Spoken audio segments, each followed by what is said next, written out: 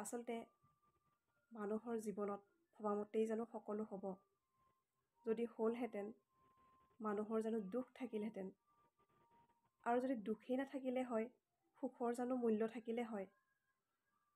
আচলতে সকলোৰে জীৱনত কিছুমান এনেকুৱা পৰিস্থিতি থাকে যিবোৰ হয়তো নিজে ভবাতকৈ সম্পূৰ্ণ ওলোটা হয়। কিন্তু সেই বুলি যদি আমি সেই কথাখিনি এনি টাইম ভাবি থাকোঁ, নিগেটিভলি চিন্তা কৰি থাকোঁ যে এইটো হ'ব নালাগিছিলে, এইটো কিয় এনেকুৱা হ'ল, এইটো বহুত বেয়া হ'ল, এইটো মোৰ লগত বেয়া হৈছে, তেনেকৈ যদি আমি ভাবি থাকোঁ তেতিয়া কিন্তু বেয়াৰ হোৱাৰ পৰিমাণটো আৰু বেছি বাঢ়িহে যাব, কমি নাযায়। গতিকে আমি যিখিনি পাৰি ধুনীয়াকৈ চম্ভালি লৈ নিজৰ সামৰ্থ্য অনুযায়ী চলিব লাগে।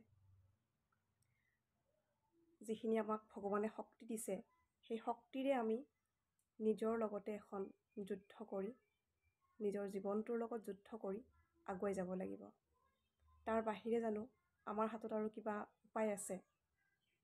হয়, এয়া ইমান সহজ নহয়, কিন্তু সেয়া আমি যদি চেষ্টা কৰোঁ নিশ্চয় আমি পাৰিম। চ' এইখিনিয়ে কৈছোঁ।